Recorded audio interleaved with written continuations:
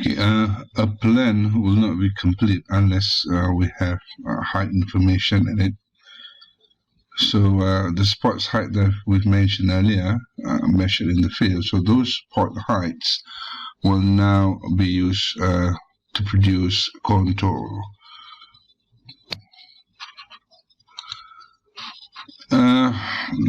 There are many definitions on contours, but I think that probably the easiest one to remember is probably it's just a line, either continuous breaks, which define points of same height or same radius level.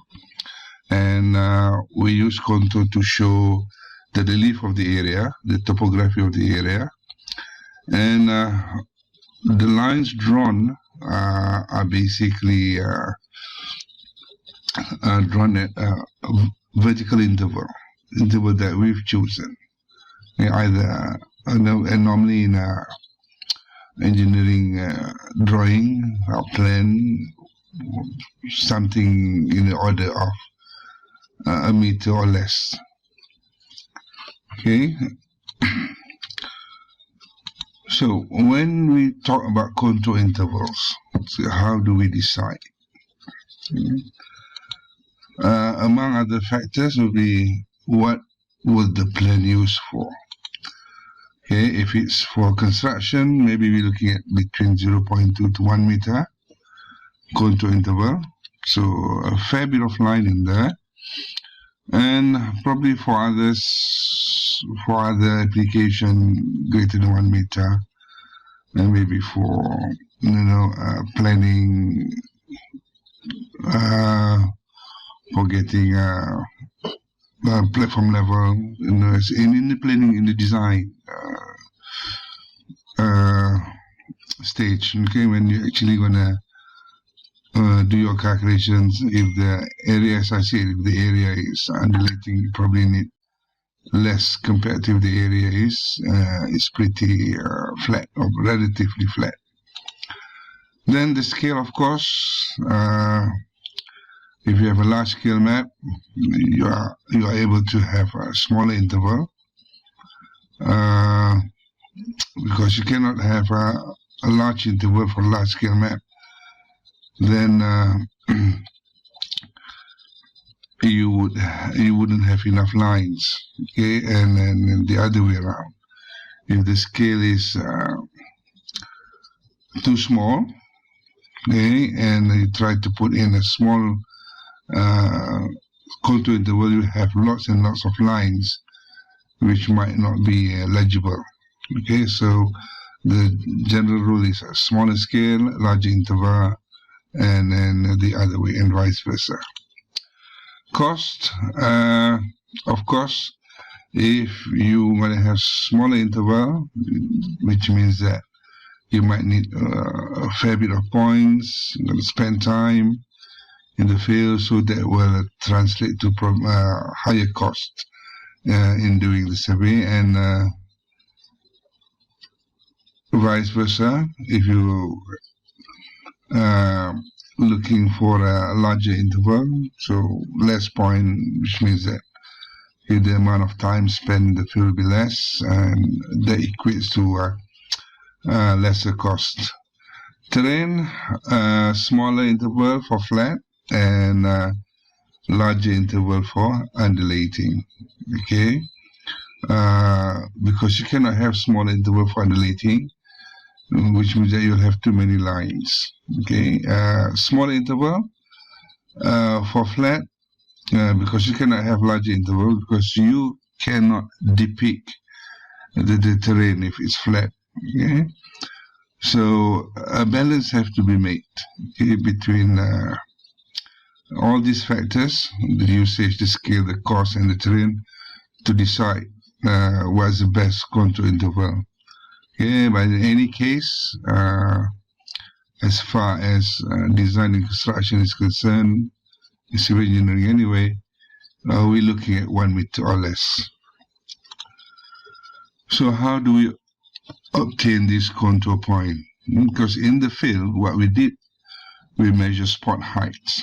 So we're going to make use of those spot heights to provide the contour that we want.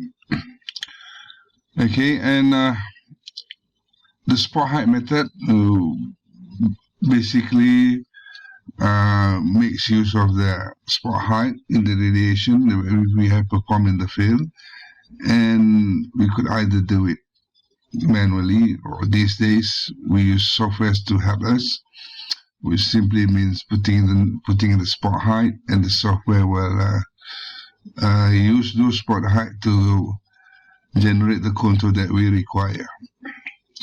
And the grid method, okay, when contours are drawn manually, or when you don't really have ways of to provide the position, and if you're not doing radiation, so you could create a grid on the ground, and you can measure the reduced level of those grid intersection and use them, okay, to provide the contour that you want.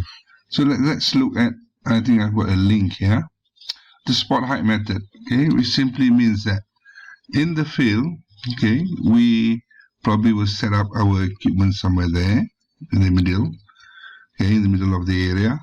Then these points the little points are spot heights that we observed, okay. So it's sort of radial from the equipment. So having gotten all those spot height, okay, and if we feel that those spot heights, the distribution of the spot heights is good, okay, to represent the area, the terrain of the area. And so that's a bit of judgment you have to put in. You have to think about it, make sure that this distribution is okay, and that you can provide a plan which actually shows the terrain of the area. So based on that, okay, we can proceed to produce the contour line. Okay, now that's the spot height. The grid method, however,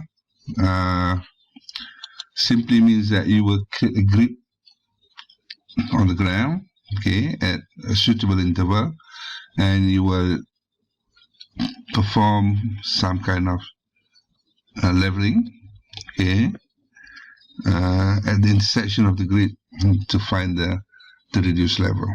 Okay, so that's the grid method, okay, whereby the points are actually regulated, the positions are forms a grid that you have chosen. The smaller the grid, more points will be observed, and highly likely that it will depict the area better compared to if the grid interval is too far apart. So again, some kind of decision have to make, and you have to judge by yourself what will be the best grid size to use to show the relief of the area, to show the terrain of the area.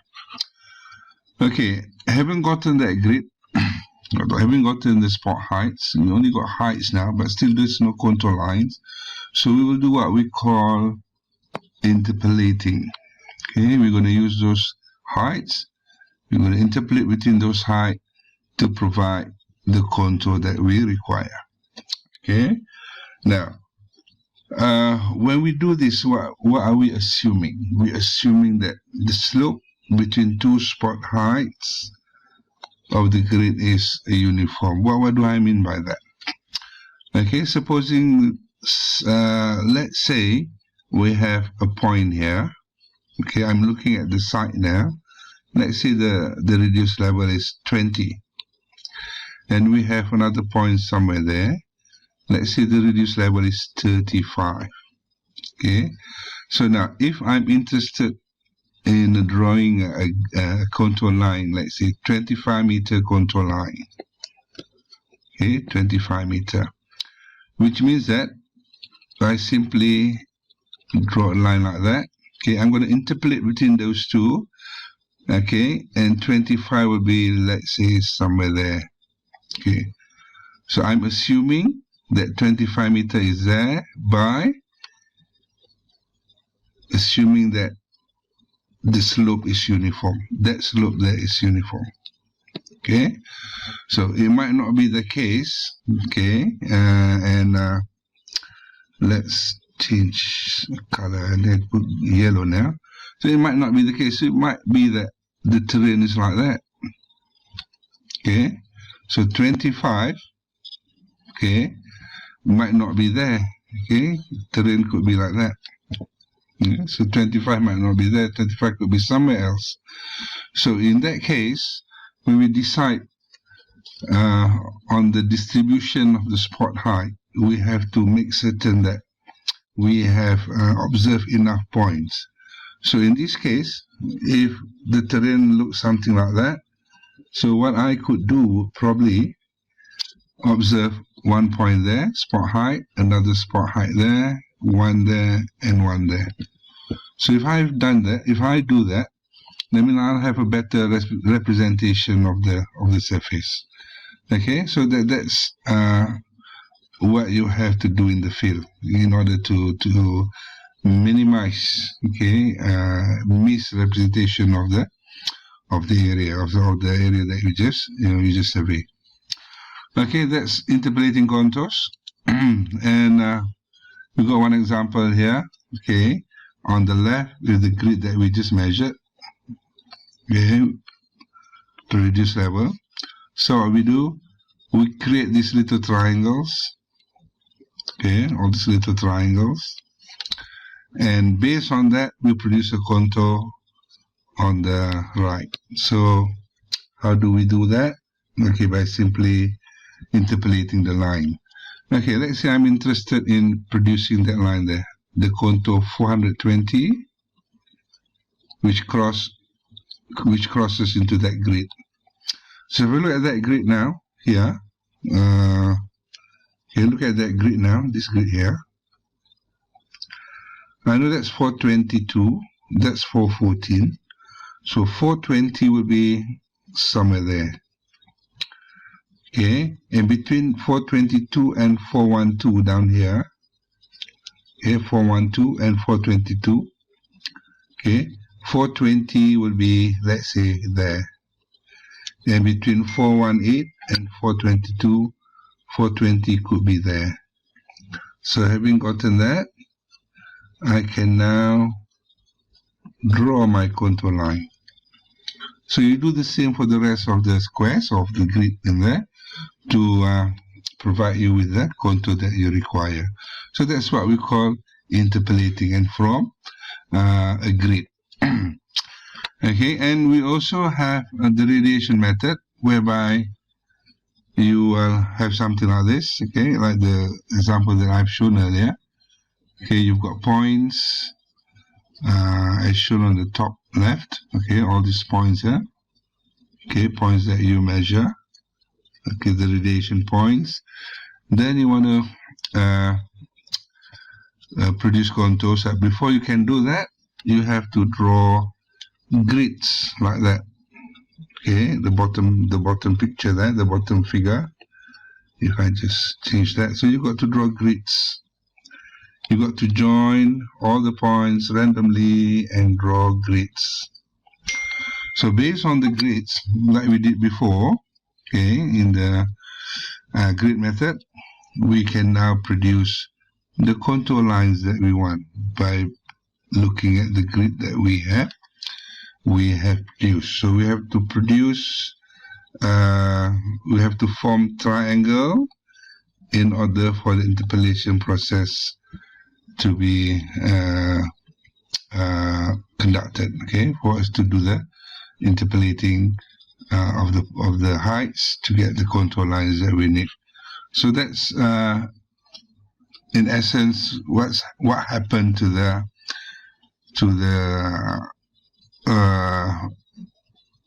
spot height, okay, when you want to create your contour lines.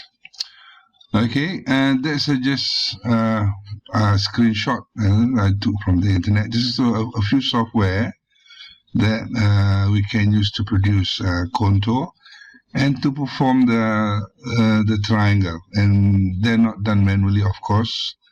Okay, and the software will connect all the points and form triangles for you.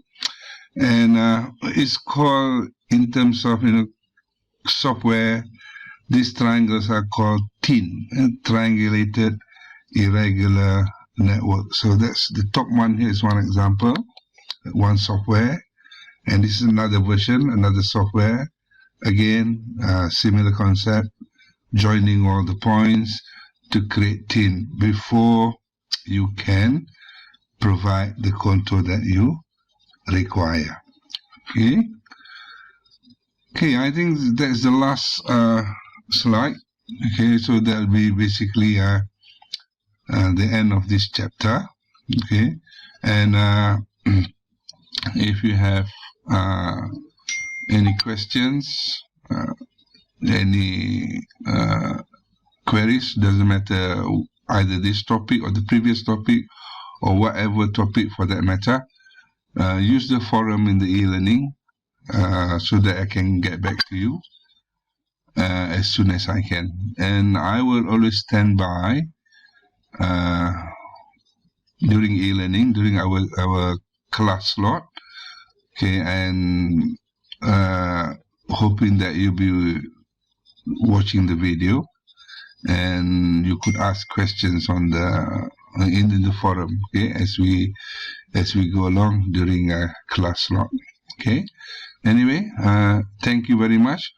Till we meet again in the next chapter. Thank you.